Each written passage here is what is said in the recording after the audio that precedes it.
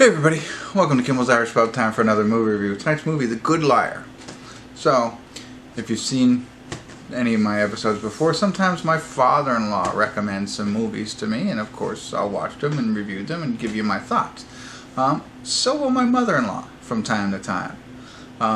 But I don't know how many times I've actually watched one of her movies, so she just gave it to me this past Sunday and said, hey, The Good Liar, check it out. So that's what I'm doing. This is a recommended from my mother-in-law. It is 6.7 on IMDb. Helen Mirren, she's a big fan of Helen Mirren, and a lot of people are, and why not, right? But evidently she's a widowed, I want to say billionaire, millionaire, something like that. Ian McKellen, I think that's right, is like a con artist, so he tries to swindle his way into her life so that he can steal her money, from what I understand, and then it becomes a game of cat and mouse.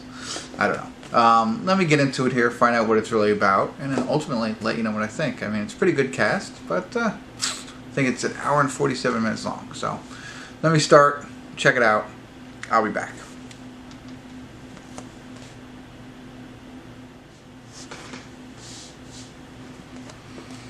Hey everybody, I want to do a quick check-in here, a late one at that. We're at the 1 hour, 7 minute, 34 second mark of The Good Liar.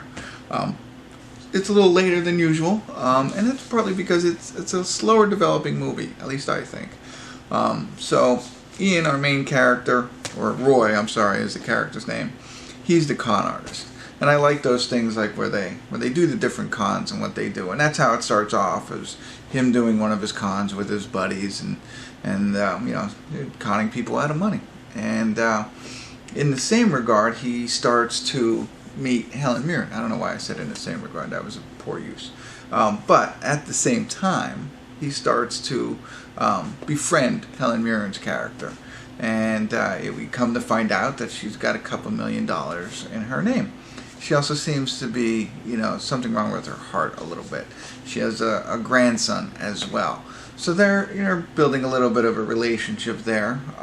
You know, he's doing different things to get closer to her, some dishonest things, some conning things to get closer to her. But in the beginning, it seems like he's doing it, you know, for love, not for money or whatever. And of course, the son, the grandson, he, you know, smells, you know, something fishy going on, and so he is kind of against it a little bit here and there.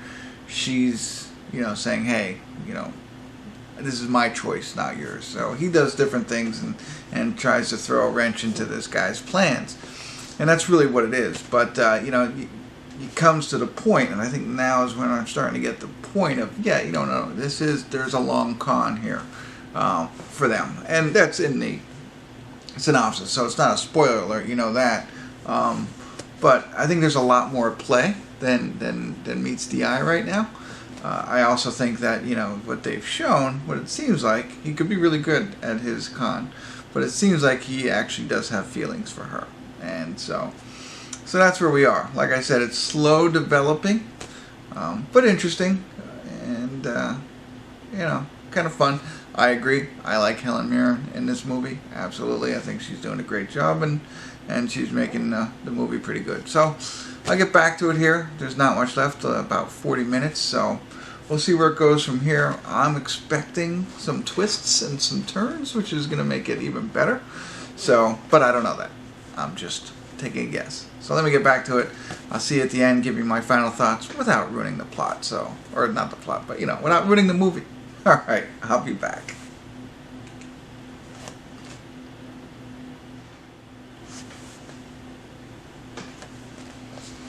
Hey everybody, we're at the credits of A Good Liar, and so, well, for me, for the most part, as I checked in at the hour and 7 minute mark, you know, it was a con movie between grandparents with Helen Mirren, you know, and I felt it was leading itself towards, you know, multiple cons and a lot of twists and turns, and it's not everything as you see, you know, nothing's as you seem it, whatever it is, you know what I mean? Like, I knew something was going to happen, and I was going to be like, oh, okay. So, but I didn't care for it. let me to say it mildly, I guess. I don't know. So they come out at the end and they do it. And so one of the things that we don't have, if there happens to be one, is any backstory. So I'm going to do my best, and I don't think this is going to spoil it, but if you're really hanging on there, I don't think I will, but just fair warning, I'm going to talk a little bit, I don't know. Anyway, in you know, what they do with one of the twists is they lay it all on you right then and there, right? So the entire reason in the twist happens right then and there. So for me, I like it to be more drawn out and you don't see it. You know, like, oh, now I get it. You know, like little breadcrumbs here and there where it's like, and you don't even notice it. Maybe you notice it, but you don't not sure if it's its significance, whatever. And then when they all tell you the twist at the end, and it's like, oh, how did I not see that coming? That is either great writing or great directing, and I enjoy those kinds of films. When they just come in and be like, okay, now here's a twist, and here's everything that led to that twist. It's like, you know what I mean? It feels like they made up the movie as they went along. And then they're like, okay, now let's go ahead and do this because this is how we're going to get out of this, or this is how we're going to make the twist, instead of like having the idea from the beginning. That's just what it feels like, and I'm sure that's not what the case was, but that's how I felt. So I wasn't too excited about that they hit us all there at once. And what they hit us with was a little different tone than the rest of the movie. I felt the rest of the movie was, I don't know if this is right, whimsical, I guess, you know, kind of fun, a little bit light, but when they bring it down and they break it down for you, it changes. And I think this is fair to say that, you know, because I think you should be prepared if you haven't seen this movie. It gets a little heavy, maybe dark even, totally unexpected, and I didn't like that, you know? It didn't fit the tone of the rest of the movie. Really, I mean, if you sit back and you think about it, and I'm just coming up with this now, it's like they had this writer-director combo until like the last, I don't know, 20 minutes. I didn't get to pause it to see where we're at, but like, you know, right at the dramatic conclusion, I guess, but I'm going to say 20 minutes left in the movie, and like the guy quit. And the writer and the director, they just walked off, or they got fired. So they had to bring somebody else in, and they brought that person in and said, here's what we're going to do, and let's do it. And it seemed like that changed completely for me. So because of that, I wasn't a big fan of this one. Up until 20 minutes left. I thought it was okay at that point. I thought it was decent, like I said, long and drawn out. But now that I even think about it, I was saying it was kind of slow developing. And it was like, okay, they didn't even develop it. Not to what we ended up seeing.